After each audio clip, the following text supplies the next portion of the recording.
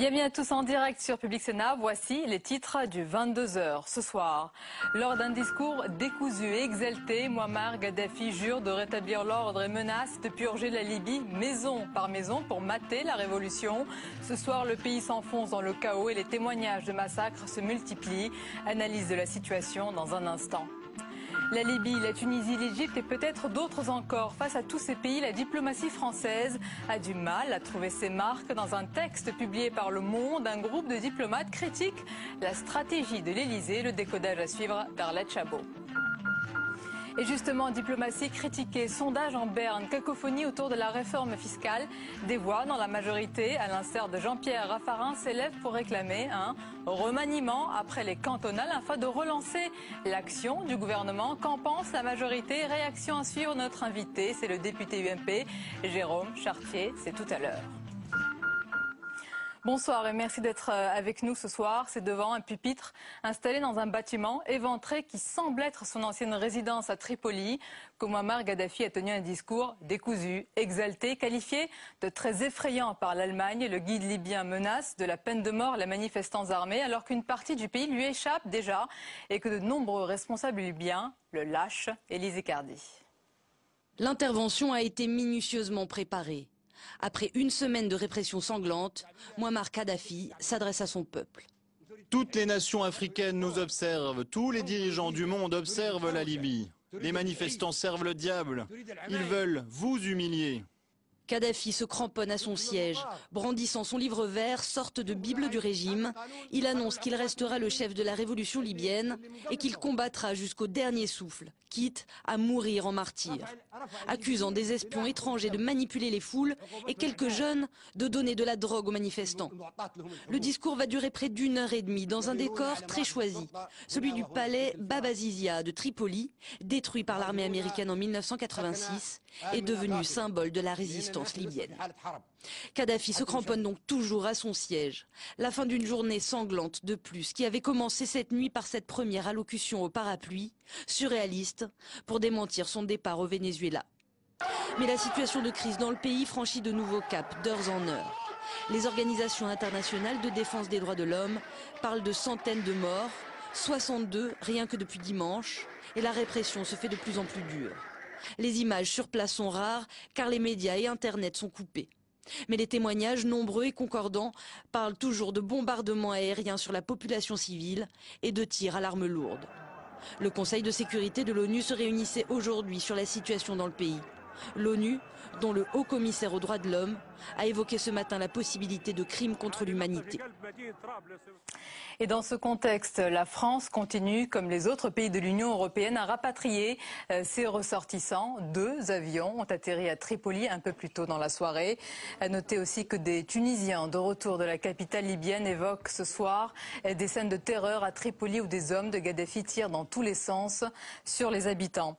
Sur la scène internationale à présent, le Conseil de sécurité de l'ONU se réunit à New York pour discuter de la situation alarmante en Libye. La Libye, par ailleurs, suspendue tout à l'heure des réunions de la Ligue arabe. Certaines ONG indiquent ce soir un bilan de 400 personnes tuées dans les violences lors desquelles des avions de combat ont mené des attaques aériennes contre les manifestants.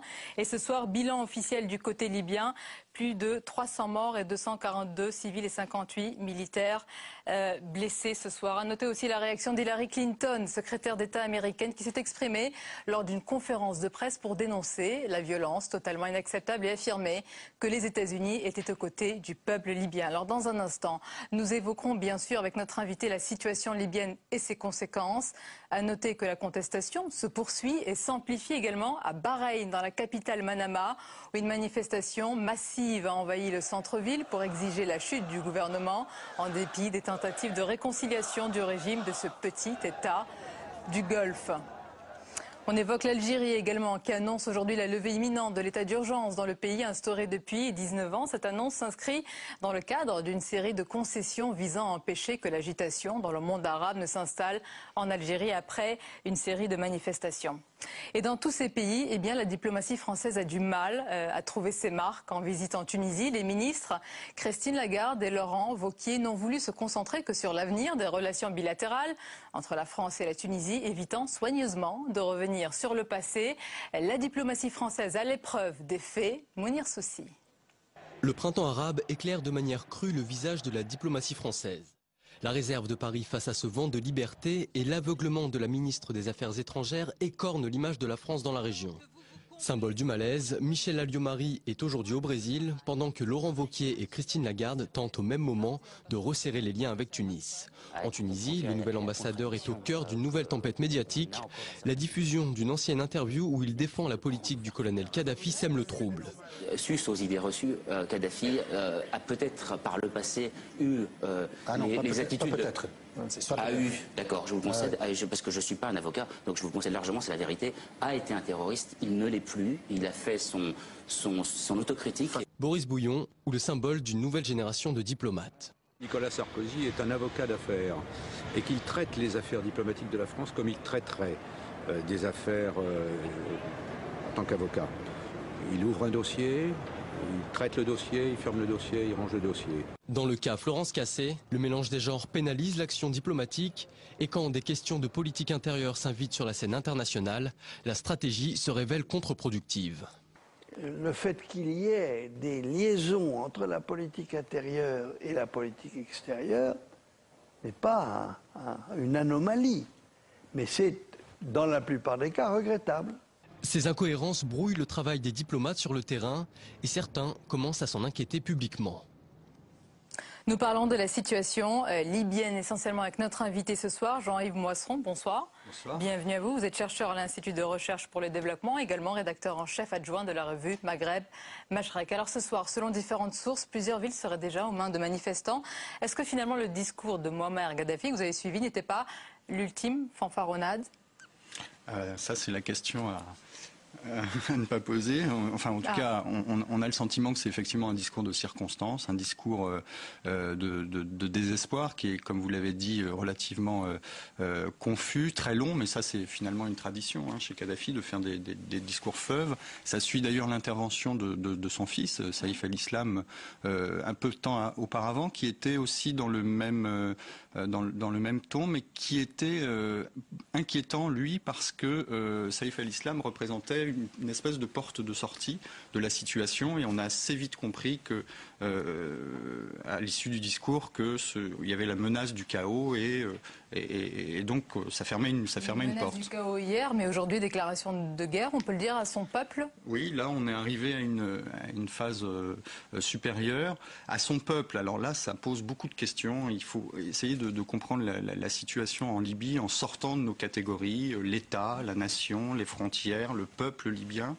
Je rappelle que c'est une société tribale qui est organisée avec des forces politiques qui pendant très longtemps se sont passées d'État. Les anthropologues ont étudié ça. C'est un pays improbable, la Libye, le croisement de plusieurs régions qui sont chacune attirées vers l'Égypte, vers la Tunisie ou vers l'Algérie. Et donc il y a toujours un risque d'éclatement, de fragmentation. Et de guerre intertribale, puisque vous évoquez cette composante particulière à ce pays? De guerre interne, j'irai pas jusqu'à là parce que au fond il y a presque malheureusement pour Kadhafi et sa tribu, le groupe auquel il appartient, une espèce d'unanimité des autres groupes sociaux, des autres tribus contre lui. C'est ça la situation invraisemblable dans laquelle il est, c'est-à-dire qu'il a dépassé les stades, la façon assez intelligente qu'il a eue pendant 42 ans de régler les conflits, eh bien on a l'impression qu'aujourd'hui c'est dépassé. On ne tire pas sur des chefs de tribus à l'arme lourde, ça ne se fait pas. En Tunisie, en Égypte, on a vu les aspirations pour la liberté, pour l'emploi, pour la démocratie. Que demandent les Libyens au-delà, on l'a vu évidemment, du départ de celui qui est resté plus de 40 ans? Alors ça c'est le deuxième aspect, il y a les traditions tribales, mais en même temps la société libyenne a beaucoup évolué depuis 30 ans, 40 ans, finalement, c'est un peu le résultat de la politique de Kadhafi, c'est-à-dire qu'il a mis en place un État-providence, il a permis à la population libyenne d'avoir accès à l'éducation, et finalement aujourd'hui c'est une partie de la population qui est urbanisée, éduquée et qui a le même type de revendications qu'on a observé en Tunisie et en Égypte. Donc c'est la conjonction là de plusieurs types de problèmes qui créent cette situation. On a beaucoup parlé dans les autres pays d'alternatives, elle existe en Libye, on a du mal à la voir. Il y avait cette alternative de Saif al-Islam. Oui, maintenant, celle-là est bouclée. On voit mal comment Kadhafi. Les surprises peuvent toujours arriver, mais comment va-t-il se maintenir avec une telle violence? Et l'avenir, ça va être compliqué à gérer. Justement, le bédouin, Kadhafi l'a rappelé aujourd'hui dans son discours, comme il se présente, est très loin de son peuple. Est-ce qu'on a une idée, une estimation aussi de sa fortune? Ah, ça, c'est encore une fois, les chiffres peuvent être tout à fait mais c'est au-delà de ce dont on a parlé pour les autres dirigeants. Franchement, j'ai pas de scoop là-dessus. Mais alors, ce qui est en train de se passer, massacre, les témoignages qui nous arrivent ce soir sont très très durs. Est-ce que l'issue peut être la Cour pénale internationale? Oh, je crois que je crains que ça ne se règle en interne avant ça. Je n'ai jamais cru à la fuite de Kadhafi dans un autre pays. C'est possible, hein, mais je ne vois pas quel pays aurait un intérêt ou gagnerait quoi que ce soit à l'accueillir vu les conditions. Aucun pays africain? Ça me paraît très difficile. Hein. Quand on commence à tirer avec des avions militaires sur la population, on devient vraiment difficile à accueillir. Si l'hypothèse bédouine existe, eh bien, il va essayer de se protéger se retrancher dans son propre camp. Un dernier mot peut-être sur la diplomatie étrangère et en particulier française dans ces pays. Comment vous la qualifiez? Comment elle est perçue aujourd'hui du côté arabe? On a vu qu'il y a eu un certain nombre de protestations en Tunisie en particulier. C'est une période assez difficile. Donc moi je comprends dans une certaine mesure la prudence de la diplomatie. On peut facilement se tromper de rythme. Prudence, donc c'est ça le mot que vous employez. Elle est prudente aujourd'hui la diplomatie française.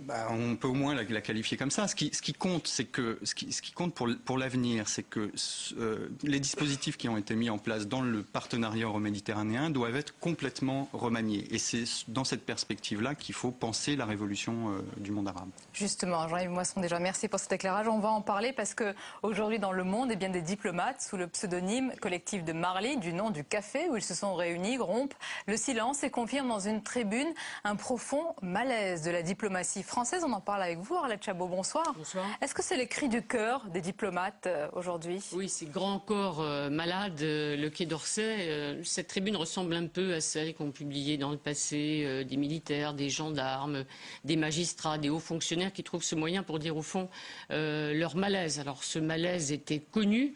On sait par tradition que la politique étrangère de la France, elle est définie, c'est la Ve République à l'Élysée. C'était le domaine réservé du président de la République.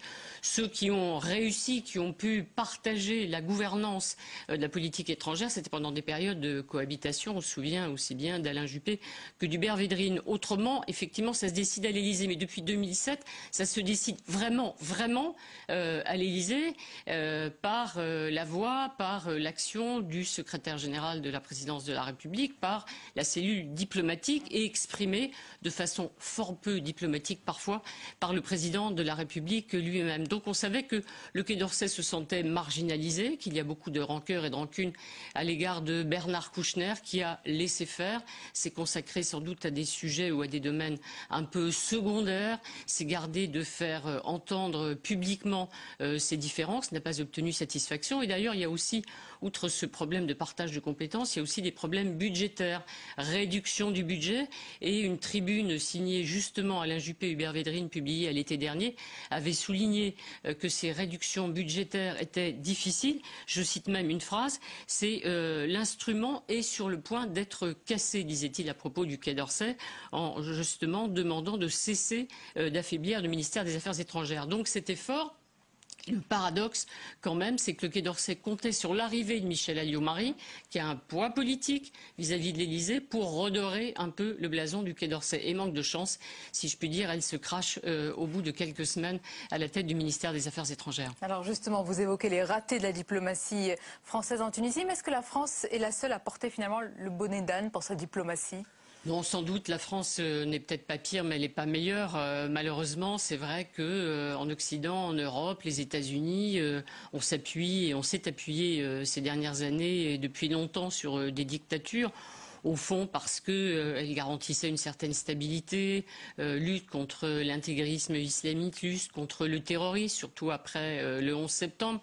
On se souvient en France de l'accueil réservé effectivement à Kadhafi, qui avait choqué beaucoup de Français. Et Ramayad, membre du gouvernement, mais disait-on à l'époque, et on vient de l'entendre exprimé par Boris Boillon, bah oui, il avait changé Kadhafi, disait-on, il devenait fréquentable, il a du pétrole, et puis il aidait aussi à la lutte contre l'immigration clandestine. Donc la France n'a pas fait mieux, disons, que d'autres pays.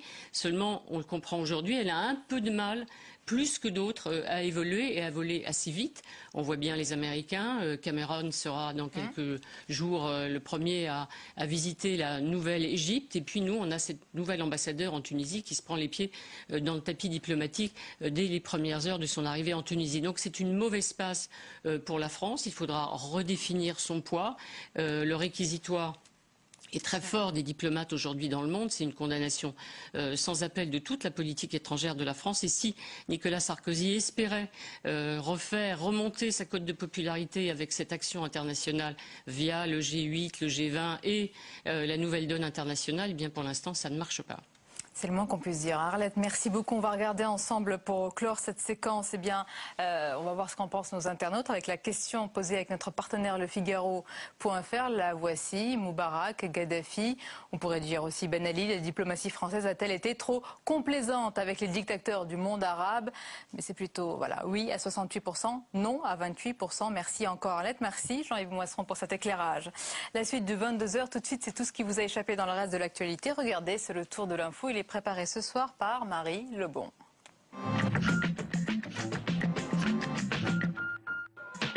Il est un peu moins de 13 heures quand la Nouvelle-Zélande est frappée en plein cœur. Une secousse de magnitude de 6,3 degrés sur l'échelle de Richter qui en compte 10 atteint Christchurch, la deuxième ville du pays. Alors que l'on dénombre déjà au moins 65 morts, plus de 100 personnes seraient encore prisonnières des décombres. L'état d'urgence a été décrété cet après-midi et la France a proposé son aide. Nicolas Sarkozy n'oublie pas le plan Alzheimer. 3 ans après son lancement, le chef de l'État a confirmé aujourd'hui à Bordeaux son engagement, car beaucoup reste à faire. Amélioration de la qualité de vie des malades et des familles, notamment par la création de plus de maisons d'accueil, favoriser la recherche et garantir la dignité des malades. La maladie, c'est un drame, mais il faut l'assumer et il n'y a pas à culpabiliser le malade et sa famille. Et il faut revendiquer toutes les structures dont on m'a parlé doivent être dans la société, pas à côté de la société. Lancé en 2008, ce plan pourrait être suivi d'un second en 2012. Maladie incurable et invalidante, l'Alzheimer touche plus de 800 000 personnes en France. Des sondages sous surveillance. Un juge du tribunal de Paris enquêtera sur les modalités d'attribution de sondages par l'Élysée. Dans le collimateur de la justice, des enquêtes confiées sans appel d'offres à une société dirigée par l'ancien journaliste Patrick Buisson, par ailleurs conseiller de Nicolas Sarkozy. Cette enquête fait suite au dépôt d'une plainte pour favoritisme déposée en novembre dernier par l'association Anticorps. Attention à votre facture de gaz. Au 1er avril prochain, elle pourrait augmenter de près de 5%. Indexée directement sur le cours du pétrole, le prix du gaz s'envole à son tour. Une hausse qui porterait l'augmentation à quelques 20% sur un an. Plus de 10 millions de Français pourraient être concernés.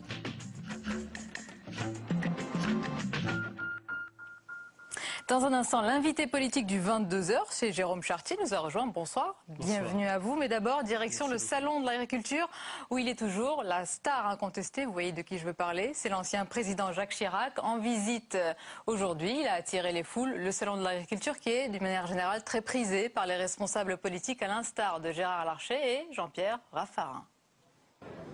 11h30 ce matin au Salon de l'Agriculture. Journalistes et supporters attendent la star du jour. Jacques Chirac fait son entrée avec quelques minutes de retard. Malgré ses 78 ans, l'ancien chef de l'État reste fidèle au Salon de l'Agriculture. À 2 semaines de l'ouverture de son procès dans l'affaire des emplois présumés fictifs de la mairie de Paris, l'ancien président garde une popularité intacte auprès des agriculteurs. J'ai fait le salon depuis 1986 et donc j'ai rencontré tous les politiques, aussi bien dans tous les ministres de l'Agriculture, voilà. Et j'avais toujours dit à Monsieur le Président, quand vous arrêterez votre mandat, moi je m'en irai. Mais c'est comme, je suis comme lui, c'est plus fort que moi. Un salon d'agriculture, une année sans le faire, je crois que j'en serais malade, bien sûr. À quelques pas de là, le président du Sénat fait la tournée des stands. 6 mois avant l'élection sénatoriale, le Salon de l'Agriculture est un passage obligé pour Gérard Larcher, ancien vétérinaire. J'oublie pas mes racines vétérinaires et d'un côté producteur, mais eux c'est la Montbéliarde, l'abondance, la tarine, oui. Moi c'était plutôt la vache normande. Mais nul n'est parfait. Hein. Pour l'ancien Premier ministre Jean-Pierre Raffarin, le Salon de l'Agriculture est un rendez-vous incontournable. C'est une France qu'on aime, ça ressemble assez au Sénat. On est de droite, on est de gauche, mais on se respecte. On est tous ensemble, c'est une forme de convivialité française. Et c'est un peu ça le salon de l'agriculture. Mais au beau milieu des hommes politiques, au salon de l'agriculture, on pouvait aussi croiser aujourd'hui Geneviève de Fontenay et sa dernière reine de beauté. Demain, ce sera Martine Aubry, la patronne du PS, qui se rendra porte de Versailles. Voilà, pour le salon de l'agriculture, l'invité politique du 22h, je vous le disais, Jérôme Chartier, je vous présente, vous êtes le député UMP du Val d'Oise. On va parler de la diplomatie française. Quel adjectif vous utiliseriez ce soir pour qualifier l'état de cette diplomatie ? Je crois qu'elle est volontaire, si on parle de l'action diplomatique du chef de l'État. Mais j'ai bien lu, bien sûr, cette tribune. Je crois que ce Quai d'Orsay que je connais bien, puisque j'en ai été le rapporteur spécial du budget pendant 3 ans, est un Quai d'Orsay en profonde mutation. Les fonctionnaires du Quai d'Orsay sont des gens extraordinaires. Je les ai rencontrés pendant des années. J'ai aimé leur contact, j'aime leur contact. Ils m'apprennent beaucoup. Mais en même temps, c'est un corps qui se questionne, qui réfléchit sur lui-même, qui a besoin d'être inspiré. C'est un corps qui a besoin parfois d'être régénéré. Il est inspiré aujourd'hui par Michel Alliot-Marie. Il a surtout besoin, et je vais terminer si vous le voulez bien, d'être régénéré. Et en même temps, la régénération, c'est pas facile à accepter parfois, lorsque Nicolas Sarkozy a la bonne idée, me semble-t-il, d'aller enrichir les diplomates en prenant des ambassadeurs qui ne sont pas issus du corps des diplomates du Quai d'Orsay. C'est parfois dur à accepter, mais c'est très important pour le Quai d'Orsay lui-même. Donc voyez-vous, le Quai d'Orsay, il doit faire face à un grand défi, mais ça reste une immense administration et surtout des gens exceptionnels. C'est tout à votre honneur, vous louez aussi le travail des fonctionnaires, mais quand on voit Michel Alliot-Marie qui est au Brésil alors que c'est Christine Lagarde qui est en Tunisie, on a envie de dire mais combien ça va durer encore ? Écoutez, cette question-là, je ne peux pas y répondre. Tout ce que je sais, c'est que tout a été dit, et je n'y reviendrai pas, mais au fond, aujourd'hui, il y a 2 grands ministres qui sont en Tunisie. Il y a Christine Lagarde et Laurent Wauquiez. Christine Lagarde qui, moi je le sais, a déjà noué des contacts avec des gens de grande qualité dans ce nouveau gouvernement tunisien, qui est un gouvernement plein d'espoir, plein d'énergie, qui est composé aussi de franco-tunisiens, de gens qui ont envie de s'engager pour leur pays. Pour être ministre des Affaires étrangères, peut-être, si Écoutez, c'est déjà une grande ministre des Finances, et au fond, elle ne peut pas non plus multiplier les responsabilités, mais c'est vrai que comme ministre de l'économie, elle a réussi le G20 Finance ce week-end à Paris, et elle est depuis des années, et notamment depuis la crise financière, le bras droit du chef de l'État et du Premier ministre pour pouvoir bien gérer cette crise financière. Quel éloge!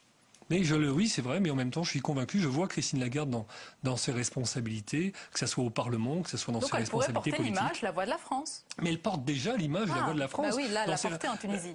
Mais même depuis 2008, lorsque vous observez ce qu'elle fait à travers le monde, parce qu'elle est mandatée par Nicolas Sarkozy, parce qu'elle agit sous l'autorité de François Fillon, que fait-elle? Eh bien, tous les jours, elle vend l'image de la France et elle fait en sorte, en tout cas elle l'a fait, en sorte que finalement la crise financière soit jugulée, soit combattue. L'idée, la proposition de Jean-Pierre Raffarin aujourd'hui, selon lui, ça ne peut pas durer, ça ne peut plus durer. Il faut une initiative politique, un remaniement après les cantonales. Vous êtes favorable? Je ne suis pas convaincu que ce soit uniquement par un événement, un remaniement ou autre, qu'on lance l'initiative politique. Ah, il faut plus, selon vous. C'est grave. Non, ce que j'observe, c'est que lorsque tout à l'heure Nicolas Sarkozy reparle du plan Alzheimer, Voilà ce que c'est que l'initiative politique. Je vais vous raconter mon initiative. Je vais vous raconter. Juste sur ça, c'est important quand même, parce que Jean-Pierre Raffarin parle d'une initiative politique forte, d'un message fort envoyé aux Français. Est-ce que vous êtes pour un remaniement ou un changement de gouvernement sur ce point-là, clairement? Le message fort envoyé au problème, c'est ce que le chef de l'État dit la semaine dernière devant les parlementaires. Oui. On doit s'occuper des problèmes des Français. Je pose la question à vous, Jérôme Chartier. Oui, quel est votre avis à vous? Et moi, je vous réponds. On doit s'occuper des problèmes des Français. On est là pour ça. C'est notre travail. Et j'ai pas le sentiment que ce soit une initiative politique particulière qui va permettre de changer la donne. Je vais aller plus loin. Donc on ne change rien. Lorsque Nicolas Sarkozy passe 4 heures au Salon de l'Agriculture pour écouter, comprendre, entendre, participer à ce salon, j'ai entendu Christian Jacob qui dit et il l'a fait à la Chirac. Et moi, je trouve que c'est un immense compliment parce qu'on a encore vu Jacques Chirac aujourd'hui rester très en lien. Mais non, mais ce qui est vrai. Regardez, Jacques Chirac garde ce lien avec la nation agricole qu'il aime, qu'il chérit. Et au fond, Nicolas Sarkozy... C'est la France des territoires, c'est ça? C'est pas la seule France, mais c'est aussi la vraie France. Mais c'est la droite qui a le monopole, justement, de cette France des territoires. Personne n'a le monopole de la France. En revanche, que la droite aime les Français, oui, ça, je vous le dis. La gauche, elle vous le dira peut-être, mais en tout cas, oui, la droite aime les Français. Elle aime les Français dans toute leur diversité. Elle aime aussi les Français. Si elle aime les Français, pourquoi choisit-elle de faire une priorité de ce débat sur la laïcité, qui risque de les diviser, de les monter les uns contre les autres? Parler de l'islam, quelle est la priorité aujourd'hui en France? D'abord, c'est pas un débat sur la laïcité, c'est un débat sur l'islam. Et pourquoi la question sur l'islam se pose? Parce que les Français la posent. Vous pensez qu'ils se lèvent tous les matins en se posant quelle est la place de l'islam en France? Écoutez, peut-être pas tous les matins, mais lorsque je suis dans ma circonscription, comme hier, comme ce matin encore, et que je parle avec tous les Français qui habitent ma circonscription, ils me parlent aussi de l'islam, je ne vais pas le cacher. C'est pour eux une inquiétude. La montée des intégrismes est une inquiétude, notamment des intégrismes musulmans. L'instabilité au Proche-Orient est une inquiétude pour les Français. Et les Français se posent la question, est-ce que cette instabilité peut arriver d'une façon ou d'une autre en France sous couvert de l'islam? On peut la voir comme porteuse d'espoir aussi peut-être, ces révolutions dans le monde arabe. Ce n'est pas que anxiogène? C'est d'abord anxiogène, soyons francs. Que ce soit porteur d'espoir, oui. Lorsque vous regardez d'où partent un certain nombre de régimes, comme par exemple le régime tunisien, et où est-ce qu'ils vont pouvoir arriver si tout le monde s'y met pour les accompagner. J'ai entendu parler de plan Marshall pour la Tunisie, j'y suis personnellement très favorable. Donc les Tunisiens d'autres nations vont avoir besoin de nous pour les accompagner dans ce développement. Maintenant, oui. Quand tout est passé. Dernière question. On ne peut pas dire que tout est passé. Au contraire, c'est là où tout commence. Ça commence pour le peuple tunisien, ça va commencer pour le peuple égyptien et j'espère que ça va commencer pour le peuple libyen également. Une question plus politique aussi. Est-ce que Dominique Strauss-Kahn est aujourd'hui l'adversaire le plus dangereux de Nicolas Sarkozy, selon vous?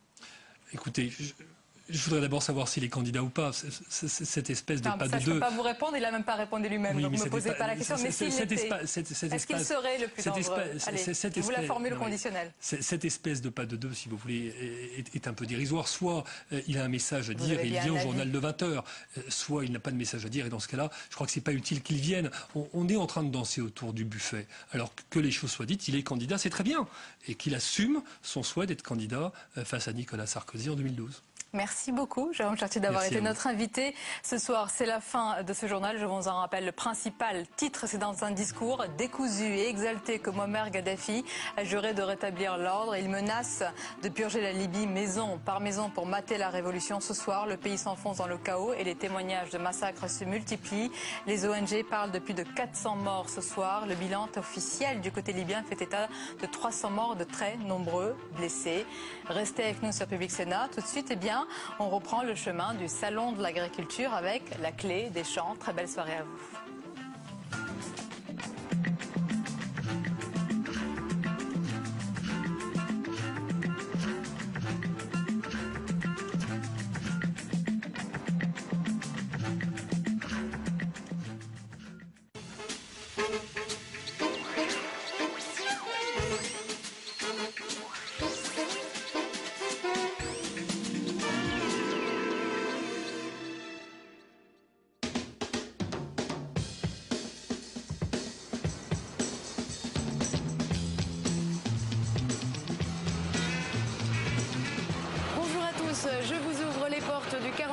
le salon de l'agriculture avec la clé des champs.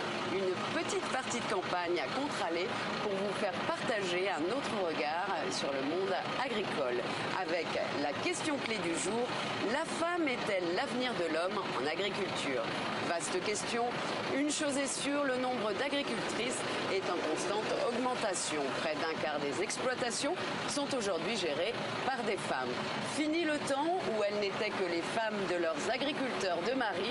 Elles souhaitent maintenant faire entendre leur voix et participer activement au développement du monde rural. Nous allons tout de suite aller à la rencontre d'une éleveuse de vaches à viande.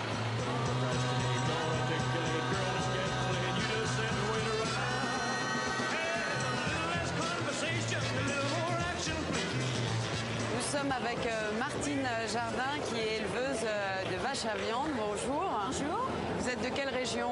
Je suis de la Sarthe, Brulon. Exactement. Et vous élevez quel type de vache à viande? Race limousine, comme celle-ci. Et donc vous êtes un peu minoritaire. Est-ce que c'est un milieu de macho? Un petit peu, mais enfin moins maintenant, quoi. Les mentalités ont évolué, c'est-à-dire que la femme, elle va autant décider que son époux, pareil. Donc nous on travaille tous les deux sur l'exploitation, donc on fait encore bien chacun nos décisions, chacun notre travail, quoi. Il va faire peut-être plus tout ce qui est récolte, et puis moi je vais rester plus à la maison administrative à un moment donné, mais je peux pas m'en empêcher moi d'aller voir aux bêtes.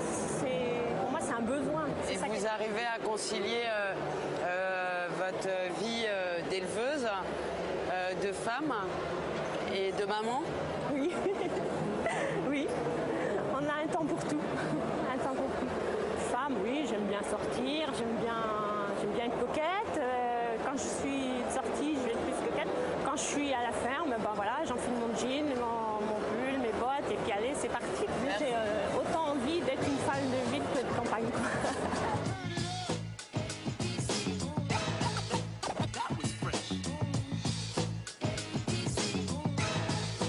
Here we go. Bonjour, vous êtes éleveuse? Oui. De limousine? De limousine, oui. Vous êtes un peu un cas à part, il n'y a pas beaucoup de femmes dans votre secteur? Malheureusement, mais enfin, on est quelques autres femmes. Bon, mais moi, je suis quelqu'un qui suis passionnée depuis ma plus tendre enfance dans ce métier de sélectionneur. Mais est-ce que c'est pas un milieu un peu macho? Non. Non. Alors pourquoi il y a penser ça? D'accord. C'est très difficile pour une femme. Les tâches qui incombent, quotidiennement, sont quand même compliquées. C'est-à-dire, vous pouvez nous décrire un peu le métier? En ce qui me concerne, moi je m'occupe autant des vaches que du matériel. Conduire un tracteur, faire les foins, amener les bennes à l'ensilage. Il faut être capable de faire un peu tout, plus le travail de la maison, la comptabilité, tenir sa maison propre, je veux dire. Donc c'est vrai que ça peut poser problème à certaines dames, tout ça. Vous avez vu, vous, une certaine féminisation du métier où les femmes, finalement, restent globalement minoritaires? Elles sont de plus en plus minoritaires et d'autant plus... Oui. Il y en avait plus avant? Je pense, parce que dans les familles avant, la femme d'exploitant travaillait sur l'exploitation. Aujourd'hui, la plupart des femmes travaillent à l'extérieur. Les fermes ne permettent plus de rémunérer le couple